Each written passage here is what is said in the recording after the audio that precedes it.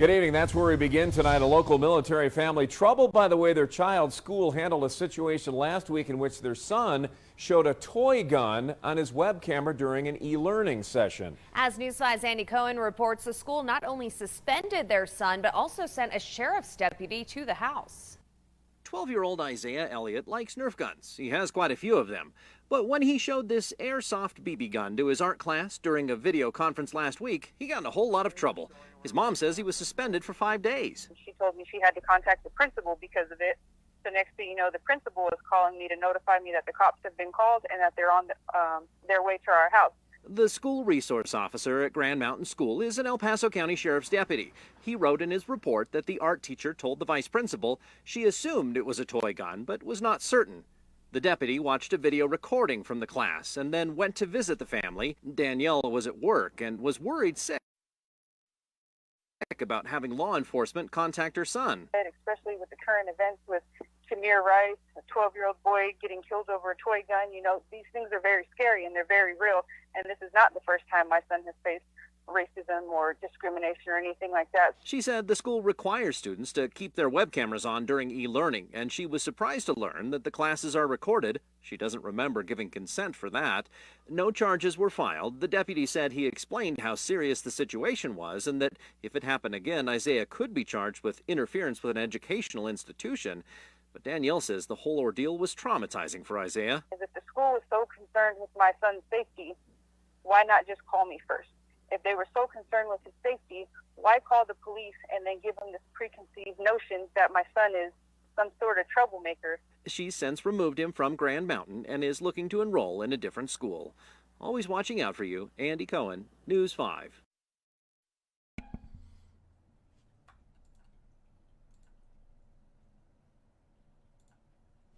All right, good morning, everyone. Welcome to the Season 2 premiere of the Justice Beat Talk Show. Today's topic is going to be about school-to-prison pipelines in the era of COVID-19. As students of schools all over the nation have returned to school, in person and virtual, an added layer of concern, in addition to COVID-19, is the virtual access school representatives now have into homes of students. The Justice Beat Talk Show turns to discuss the school-to-prison pipeline in the era of COVID-19, especially during these unprecedented and turbulent times. In the 90s, schools responded to fears about crime and zero-tolerance policies, which mandated suspensions and expulsions for certain violations. As a result, out-of-school suspensions doubled for black students and were 4 times more likely to be suspended over their white peers. We've asked what kind of impact will COVID-19 have on black and Latino students in the wake of new fears and regulations that come from COVID-19, such as wearing masks and staying 6 feet apart. Historically, over-monitoring and policing the schools have had negative targeted and impacted students of color and has resulted in disproportionate contact with the criminal justice system. We are joined today by Anashay Wright, CEO and founder of Disruptive Partners, an award-winning educator, speaker, and educational consultant who partners with leaders, policymakers, and communities to disrupt inequalities across the kindergarten through 12th grade sector.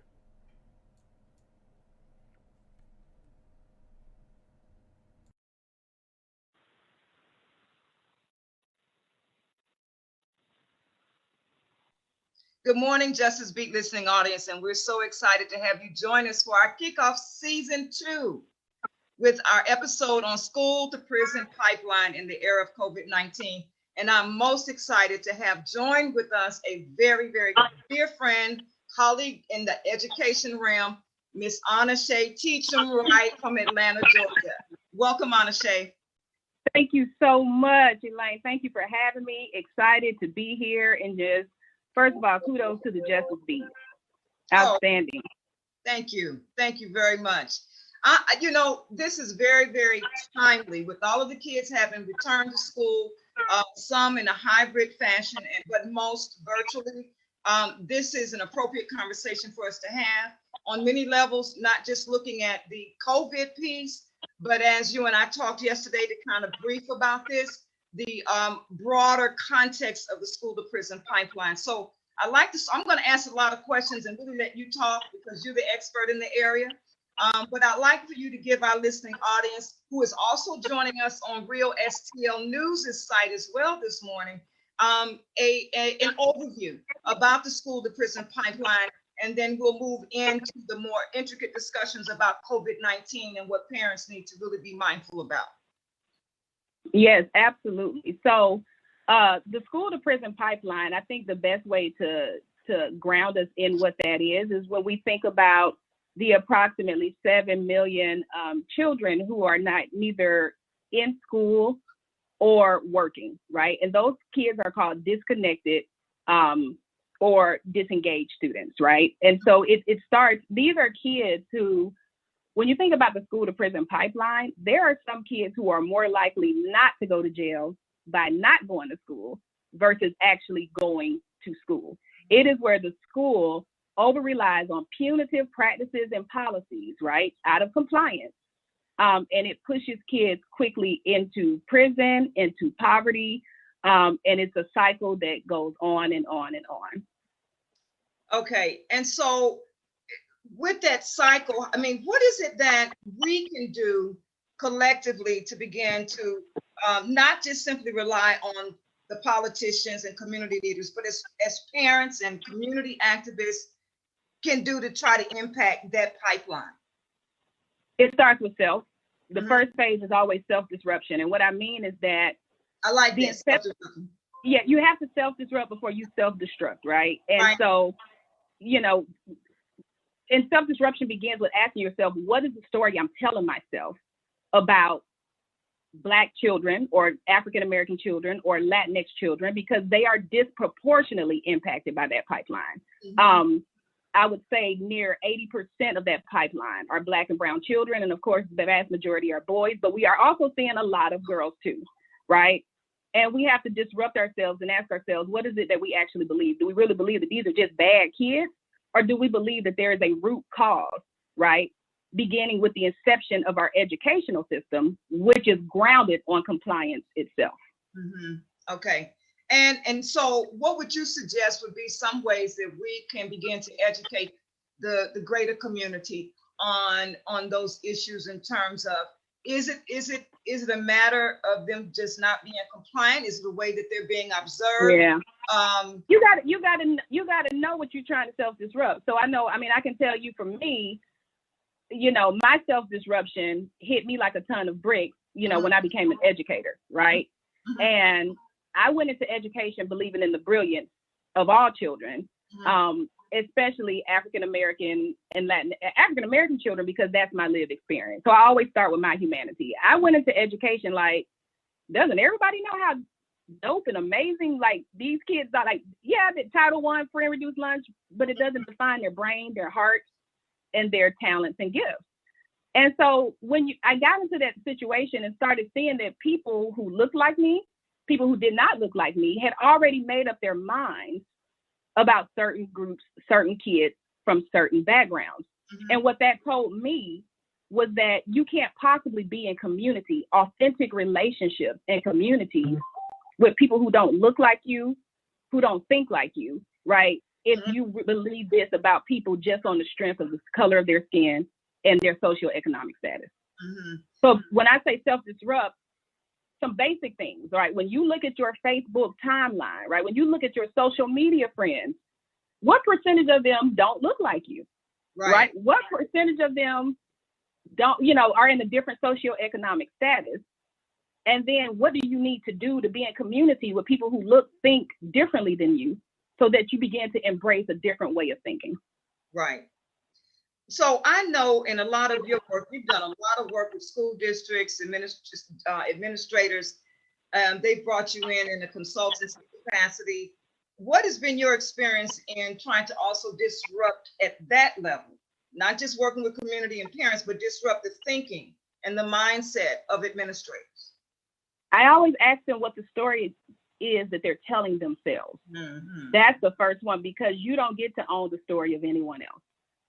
And so when I began to ask decision makers, well, what is the story that you're telling yourself about why kids are below proficiency on, you know, in reading or math or whatever, you know, why, you know, they're failing the test? You know, generally people start with compliance measures, right? The other thing is equitable outcomes. I push people to get to the root cause. And that is where the shift changes, right? I would, we talk about equity and all of these things, and, more specifically, the school to prison pipeline, right? And then I would have to ask, right, if you have a student that's coming in math, every time he acts out in math class, what are all the reasons that this kid could be acting out, right? Not just your compliance measures, right? And so I can give you one specific example. I said that I'm willing to bet that if this is a 17-year-old 10th grader in an alternative school, and they always act out in math class, let's at first do process of elimination, which are learning gaps. Let's see if this kid knows basic multiplication. Sure enough, the kid didn't know multiplication. Right. So how do you want them to do algebra 2 when the premise of everything is either repeated addition or multiplication? Right. Right. So, again, disrupting yourself, right? Because one would lead to believe you come in here and sit down and be quiet and follow the rules. But I'm like, is that really how learning takes place, guys? Now, let's be real here, right? Does anybody learn by sitting down? No, we engage in discourse. So I think those are just some basic things. What is the story anybody is telling themselves, right? And then let's check that with another story or the real story from the people who are most oppressed. Okay. And do you find, what has been your experience with being able to encourage administrators to really begin to move in a different vein in terms of how they're perceiving and interacting with the students? Do you find that there's receptivity? Are they engaging and asking more questions about what to do? What are the steps, recommended readings? What is their response? And do they even see that this is a real issue? Oh man, you make the question sound so easy, right? I mean, you flowing, sis. Okay, receptiveness. I generally don't have a problem with most people. And why? Is because I lead with their humanity. I don't lead with negating or attacking the person.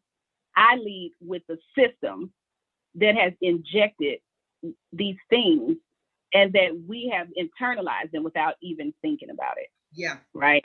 So it's not, and you have to go back to like 1780s, right? When Thomas Jefferson decided to create a public educational system, right? It was designed for white males and not poor white males, right? Black African people were enslaved. It was never designed for us. And so in, 1863, right, the fake emancipation, right? Because we all know about Juneteenth. But at that time, they said, we can't let these slaves go around getting educated, these newly freed enslaved humans, right? We can't let them get educated because that is the biggest threat, right? So let's train and condition them in these schools called Carlisle and normal schools, right? So again, when you start to look at the injection, you understand, regardless of the leader I talked to, they weren't sitting there chilling with Thomas Jefferson when this was at the inception of this, right? So that gives people space to be like, you know what? I didn't create it. No, you didn't, but you do either perpetuate it or disrupt it.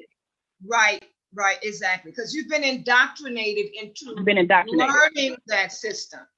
And so you have to disrupt it by unlearning what has been by your indoctrination. And so, and it's very much like the conversations that we're having around the critical race theory and racism and systemic change.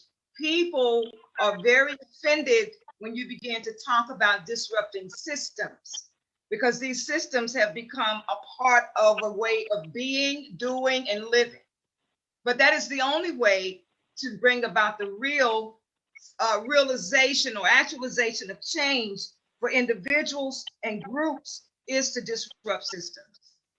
You have to, though. Here's the nuance of that, right? You use the word afraid and fear.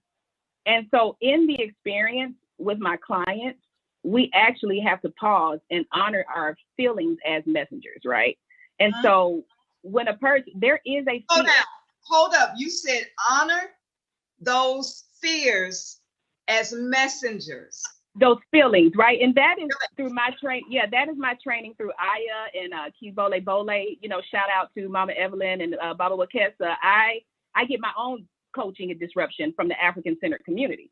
And so in our work that we do, we believe at the core of us are feelings, emotions, right? And those are the messages that drive us daily. They really do. They do. And so, yeah, so when a person, to your point, like, people are afraid of attacking the system, let's sit in that and get underneath why, right? Let's get underneath, like, what is the fear, right? What is the danger, right? What best case scenario, like worst case scenario, like, let's sit in that for a second, because 9 times out of 10, we've told ourselves these stories and they're not true. Right. So, one person might say, well, the fear is like the collapse of the educational system. Well, number one, is that really going to happen, right? Or if it does happen, is it all bad, right? And if it does happen, are you prepared to propose a new path? Because what won't happen is that kids have to learn, in some capacity, right? So we just start getting underneath that. And I think that allows people to be human, because when we don't give people space to honor their feelings as the director, right? Or, of our actions, we'll never get anywhere. So you're talking about, at this level, we were talking about disrupting the folks who make up that system and the educators. What does that disruption look like for parents who may have feelings and fears about how to engage the system, how to confront the system, the educational system? What does that look like for them? Just to clarify, we're not disrupting the people. We're disrupting the tenets, the values that have driven or served as a pillar. Exactly. But do parents have an understanding and awareness? Oh, God, no. So, And that's what I mean about a lot of times, because they may be uninformed about the way the system is engaging, they don't know where to begin with disrupting for the benefit of their child. If they don't know what's being presented. Yeah. So the self-disruption is my approach to it. My framework begins with self-disrupt, right? Like just the story we tell ourselves, right? Then we unite, right? So at the core of Eurocentric values, or people say white values, but they're really Eurocentric, are individualism, right? As long as I'm good and I got to take care of me. At the core of Afrocentric or other indigenous approaches to pedagogy or teaching and learning, it is, but we got to make sure everybody's good. We got to make sure the village is good. We got to make sure the community is good, right?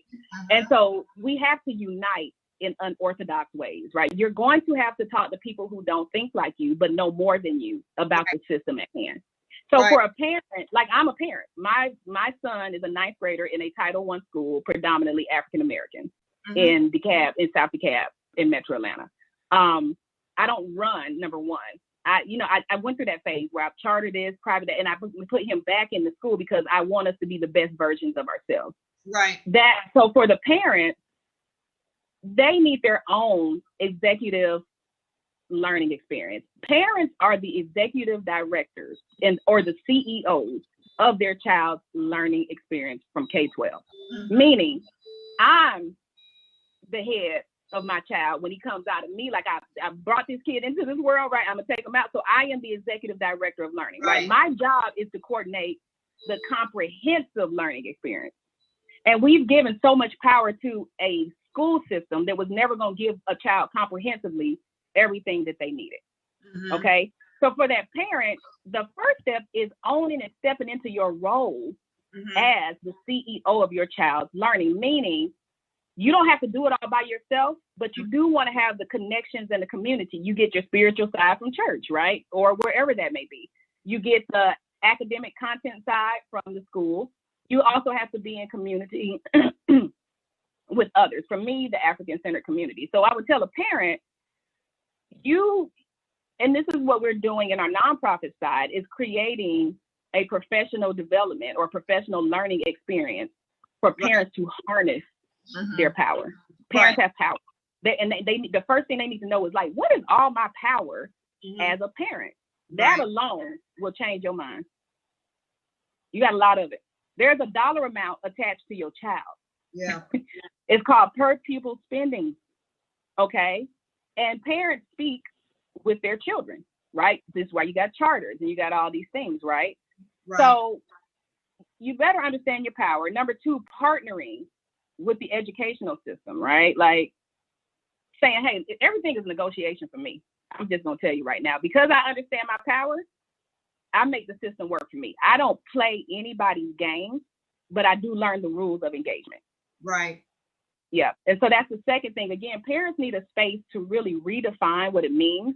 And the first step, I mean, this is what I'm working so hard to get up to, is like where parents join, like I have a group, you know, I have a Facebook group, right? But getting parents into one spot so we can start to offer this certification or this professional learning experience for them to harness their power. Right. Yeah. They got to learn the system. Yeah, they have to learn the system. And that's a great place to begin to start to help disrupt the thinking and the mindset of parents so that they don't feel like they are at the mercy of the school system. Right. That they have a place and their voice is valued and heard, and they can do more than just speak, but actually get in there and begin to flip things around so that it benefits the community as a whole.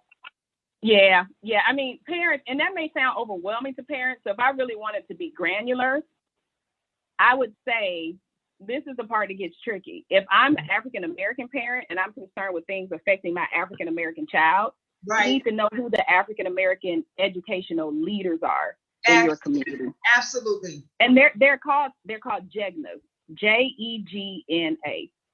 And JEGNAs for the African-centered community are those that have been tried, true, and tested when it comes to educating Black children.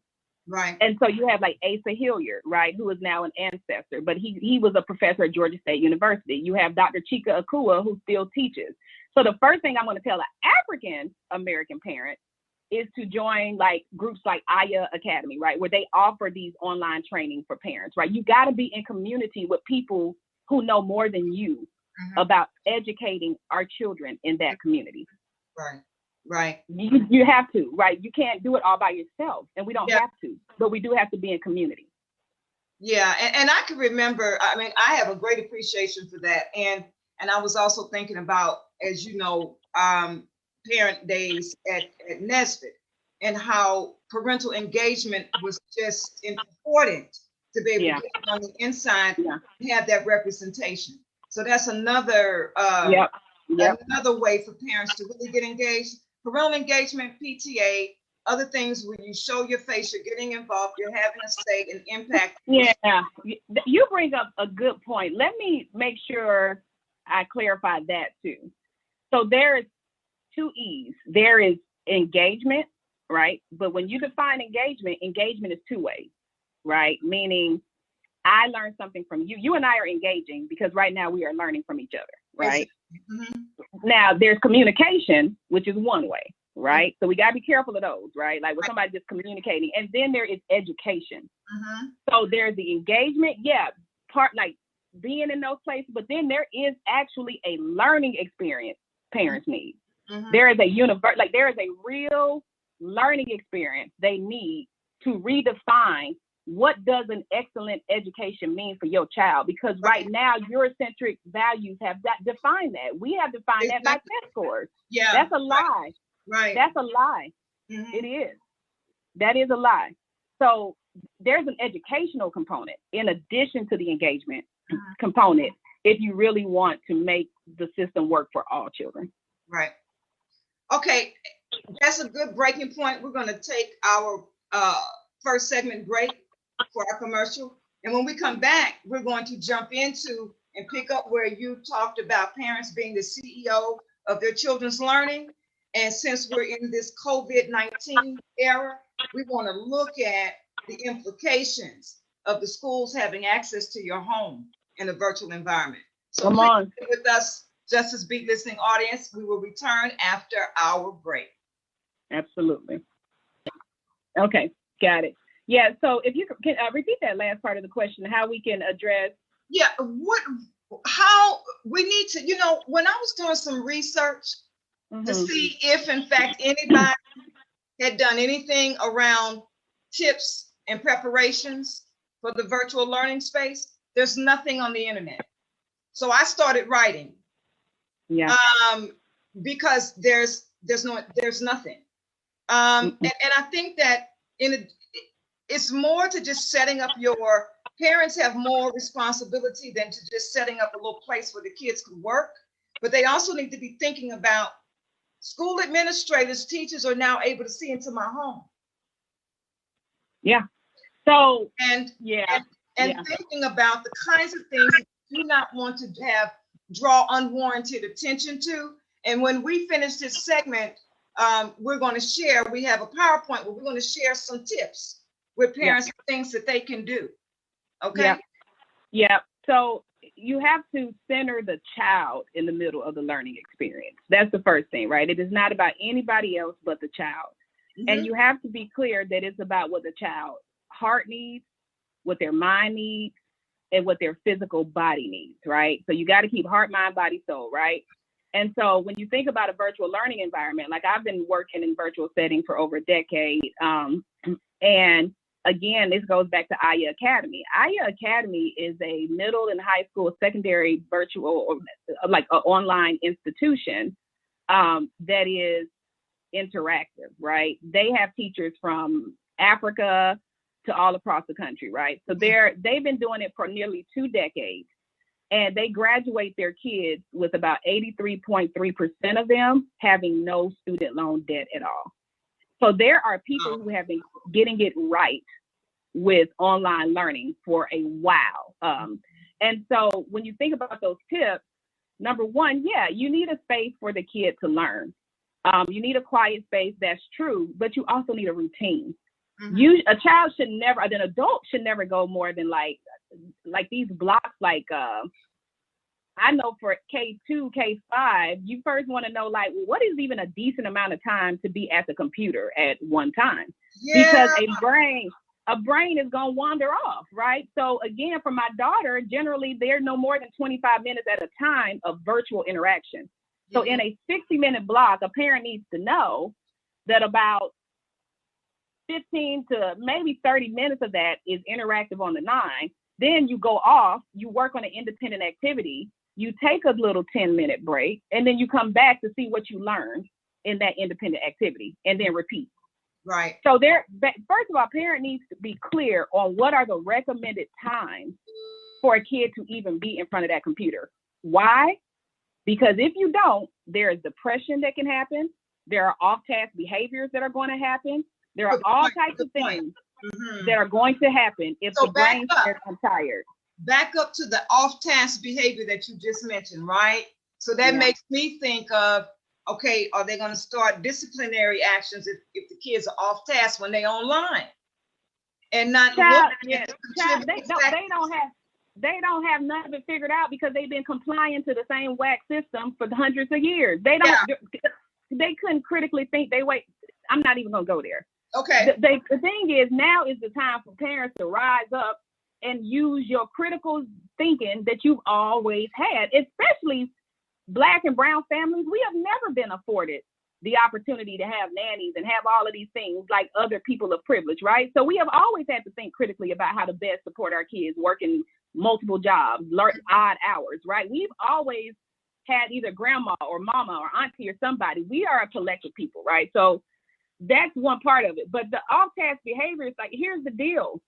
When you think about a school, you better know your rights, right? Because you are now giving, it works both ways though. So I'm trying to figure out the best way to tell you this. As a parent, you now have a lens into the type of learning your child getting. You better pay attention. You better pay attention. Yeah. Okay. You better pay attention to the teachers who are doing an outstanding job. And you better pay attention to those who you're like, oh, this is the same teacher that was writing my kid up all the time. I now see why all the kids sleep in class, right? So you pay attention. You pay because it's both ways. So you know what? Like that's good. That's a good point. Because we started off talking about the school system is peering into your home now. Now you need to be peering into. You need to be peering right back. Right. You need to peer right back. The other thing is, for both people, for educators and parents, people are recording things. That's the other thing. You put something in a chat. A teacher loses their cool. A parent goes off. You are all under the microscope now. Good point. Good point. Everybody is under the microscope, and it goes to virtual, like it goes to social media. You become a world phenom in a matter of seconds. So and now we have to think critically in ways that the system was dumbing us down. This is why you had all this ADHD and stuff. You would come and tell these bright minds to come to school and only do what I tell you to do. Okay. This is now an opportunity to pay attention and dream big. What happens after COVID? right? Is it that maybe your child needed a hybrid learning experience where they only go to school for the social emotional aspect of it, right? Okay. So you have to disrupt your thinking, right? It works both ways, right? Now, for a parent, I'm not going to only just be on the parent, but parent, you are the executive director of your child's learning. So as bosses do, make sure they have a space. Make sure they have a brain break, right? Make sure they have some type of community because they will become depressed. We now hear 5-year-olds saying they wish they just die because they miss their friends. Their friends. So, and right. that was one of my concerns when they were in the beginning stages of trying to determine what this would look like. And they don't know. And some said, well, we just do, some of the parents were pushing. There was a lot of parents pushing for them to go back into the building. But then I began to try to visualize, what is that going to look like? Especially for young kids who are used to because the school system has told themselves a story that parents are not smart enough to solve their own problems, right? Yeah. So you didn't engage with us as a true partner, right? Right. You didn't, and then you didn't engage with our respected JEGNAs or leaders who've been doing this. There are actually people who have been doing this and made it work, right? But you're not talking to them. Right, but going back to your point about depression though, because some people will dismiss it and say, oh, you being grandiose. No, but wait a minute. For kindergarten, first grade, and maybe second grade, who didn't see their friends over the summer, they go back into the building. They can't touch anybody. They can't hug. They can't hold hands. They can't greet. They got to stay 6 feet apart, right? Yep. That's enough to make anybody depressed, okay? Now, you got the virtual environment and they're looking at their friends over the screen. This is not ideal, but it is also better than having to worry about your child going to school getting sick. They're in a controlled environment. So there are so many firsts, so many new unprecedented things that have to be considered. And I, I'm not saying we've got to put it on the parents, but as you said, they're the CEO. So we got to equip, empower, and educate them first. That's right. That's right. Because the schools can't do it by themselves, right? That's the thing, right? It's like, I want to say that there was a study where when you think about China, who was at the onset of this, right? When there was a study of about 2,300 children and found that at least during this confinement, during the pandemic, that 23% of them reported, like it was increased of reported symptoms of depression. 19% reported experiencing anxiety, right? Then there was the loneliness, right? And then that leads to things like suicide rates, right? Right. So again, my point, the reason why this is all connected is because there is an ecosystem of a child. Okay. There is an ecosystem of a child, and there are all these points that touch the child. The parent is merely the facilitator of all those points, right? But if the school system does not see themselves as the you have to shift. The school system is not the savior of our children. Exactly. They are the servant leaders. You are the servant leaders, not the savior. And you got to bring the churches together to say, hey, church, can y'all house X amount of kids where they can at least come Monday through Friday to be outside and plant a garden? Then you go to your mental health providers and say, hey, how can we do some online restorative circles, right? Some community circles, right? Then you go to the park and say, okay, we're going to rotate. Every other hour, we're going to get groups of 8 to just kick a ball and go home twice a week. That's what happens when you unite in service of humanity. You have to unite.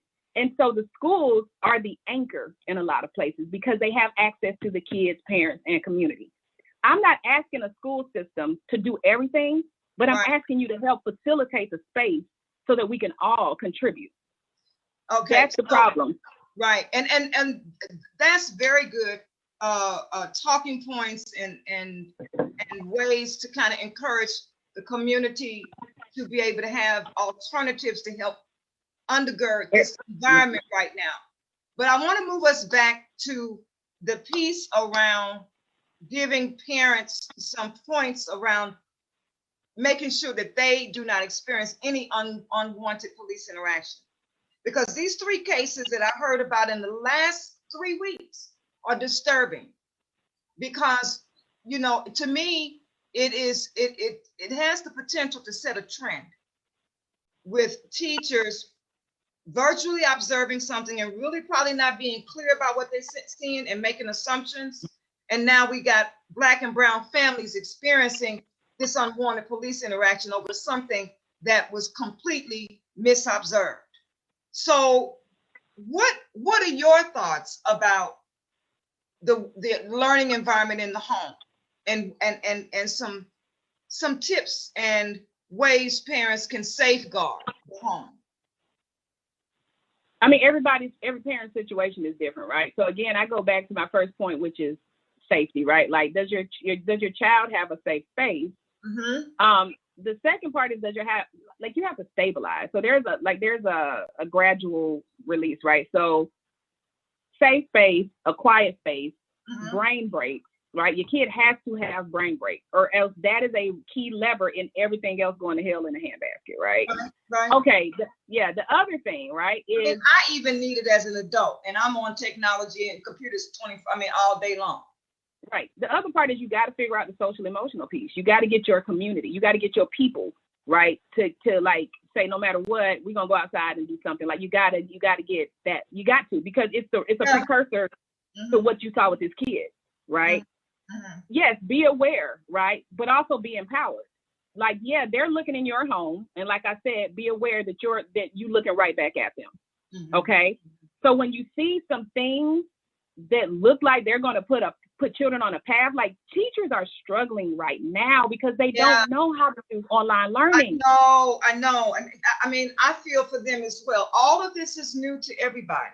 Right. So I would tell a parent to trust your feelings, trust it, right? If your gut tells you, when I see some things happening in class, I would be bored if I was in this class, right? Instead of compliance, we tell our kids, you better sit down, be quiet. I don't care what that teacher say. Mm-hmm. That is harmful. This is how you get these situations. Right. If it appears that a teacher is struggling, reach out to the teacher, but also reach out to the instructional leader, the principal. Mm-hmm. It's like, I don't know, like you are okay to reach out. And if you don't feel confident in being able to send an email, that's where you need to subscribe to Disruptive Partners. Get you an educational advocate. Ask the school, if you have an IEP, you need an advocate, mm-hmm. right? You need to, like, we're asking parents to do all of these things and people are overwhelmed. My biggest advice to you is find the experts in your community so you don't have to do it by yourself. Mm-hmm. So I can sit up here and tell a parent, okay, write this person, write that, write Jesus and stuff. But when a parent is already working themselves, teachers are being asked to teach and they have kids at home. Yes. Everybody is struggling. The answer is to unite and find out what people need and come together. Like, to me, it's a simple premise. Yeah. You should be asking your church for spaces to hold hugs, right? So that's what I'm saying. People, come on, y'all. Harriet Tubman didn't like all these tips and stuff. We trying to like oversimplify stuff. I'm telling you to think like your child life depend on it, because they do. Mm-hmm, mm-hmm. I'm telling you to think. Right. You know your child. You are the expert on your child. If your child looks like they get bored every time in this class, talk to the teacher one-on-one first, and don't attack people. Mm-hmm. Talk to them. Right now, I'm not gonna tell parents to be living fearful. Use your dang on common sense.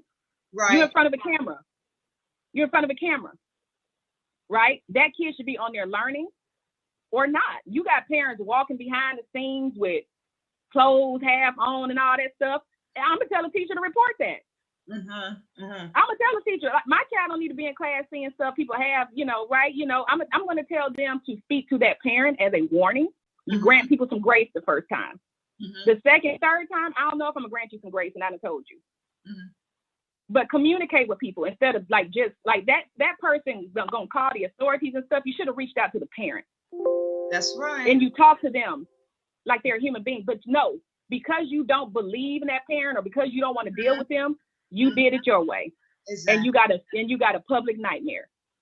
So everybody has to work together in tandem. Together. You have to. That's my advice. All right. So I want to bring segment 2 to a close with some tips to recap what we've been discussing. And Bobby, if you could put the tips up on the screen, please.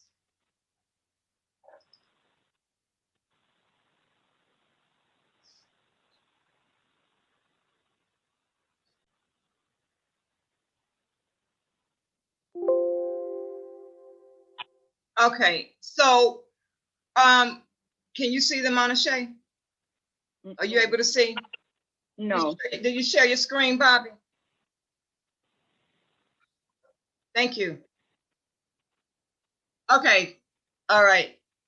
So listening audience, we're going to be sharing some tips with you to close out this segment in which we'll be discussing the COVID-19 and the implications of the schools having access to your home and some ways that you kind of safeguard your environment from any interruptions through police interaction, etc. So the in-home virtual learning environment is what we want to leave some tips around. Preparation is needed to safeguard your children's academic workspace. Okay, next slide, Bobby.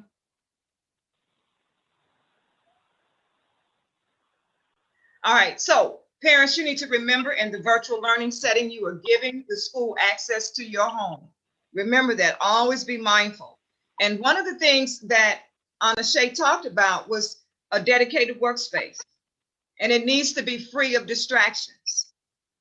Sufficient supplies within arm's reach to negate the need to get up and move around unnecessarily. Periodically check on your children to ensure workspace is not obstructed.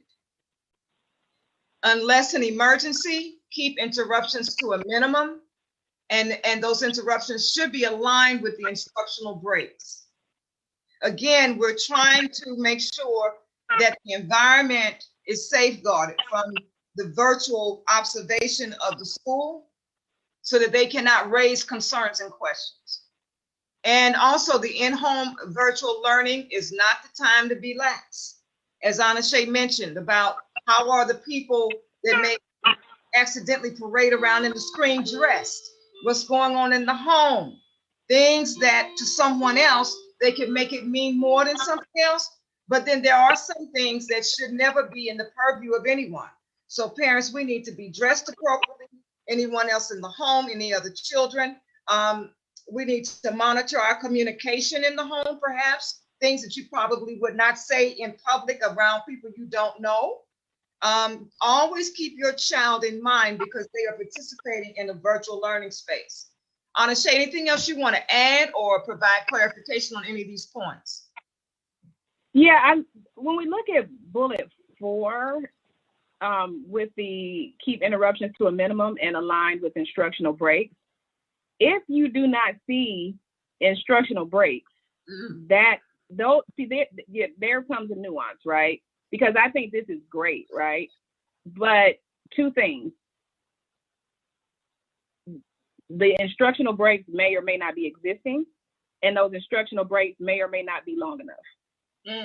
So understand what is the appropriate amount of time for instructional breaks and frequency, right? And question when you don't get that. And then I think the other part is, the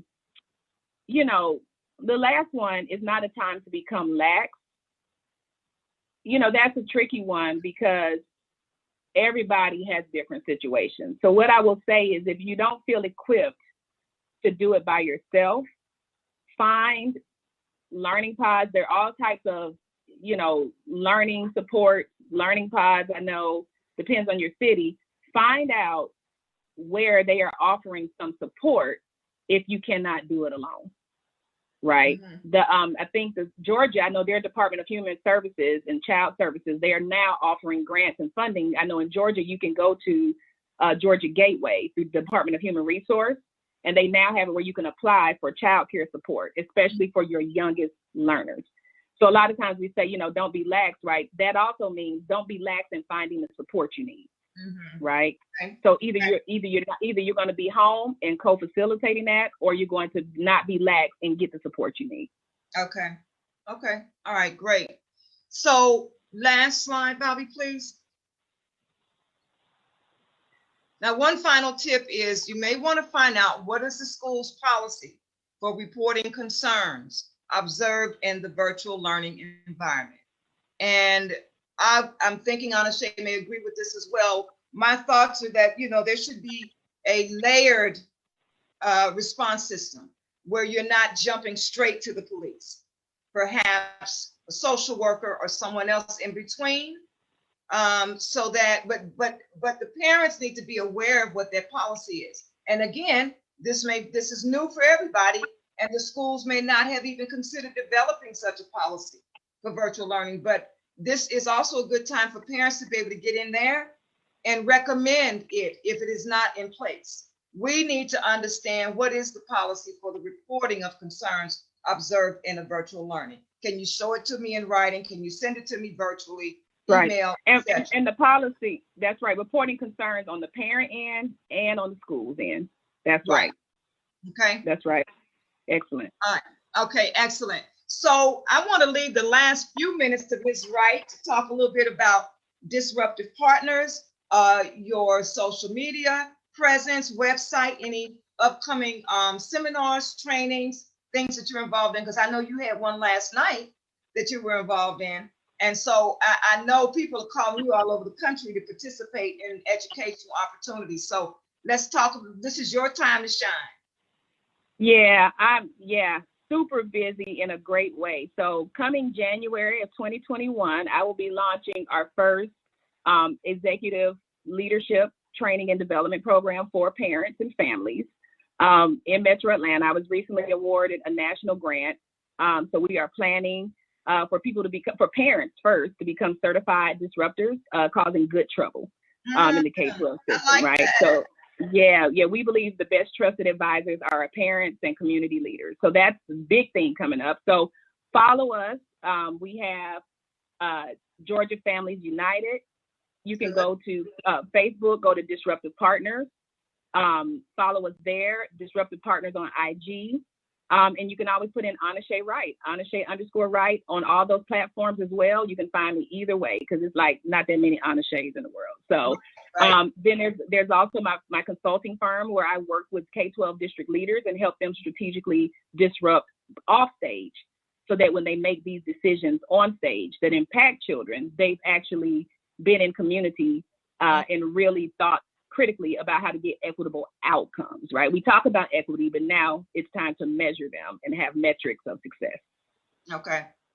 All right. Well, I knew you were busy, and I really like that parent training that's coming up in January. That is so much needed. And it's right. Well, I mean, I got to say thank you for your push, Miss Elaine, one of my former parents who has become my friends. Like, guys, I got to close out just simply saying this is an amazing mother advocate, just a dope, brilliant Black woman. You know, she got on the phone about a year ago and said, girl, if you don't start doing something for these parents. And so I listen. She is a Jegna for me. She is my trusted advisor, my trusted sister. And so I thank you, my sister, for pushing me to consistently think about the people and the community.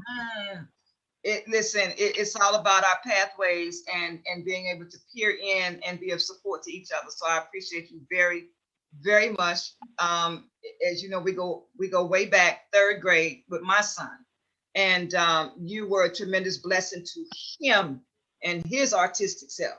I love him. I love him. So yeah, I appreciate. There was no way that I could not do this show and not have you lead it, because there's an authenticity and a sincerity and a compassion for the people that is what's missing and needed, and you bring that to the table.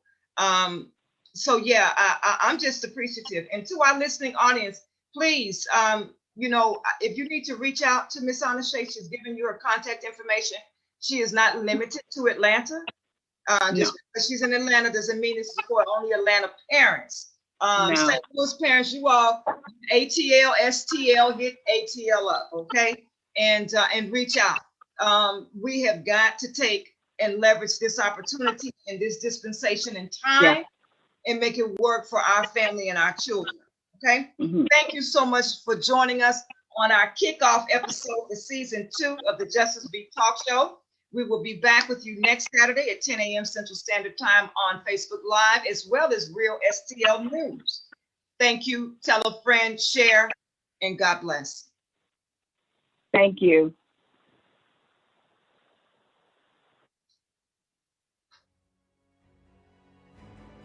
Uh-oh.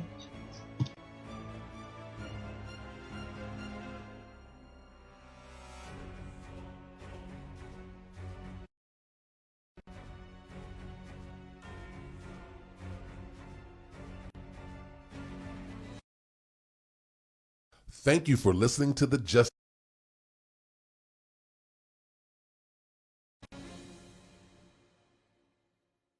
Thank you for listening to the Justice Beat.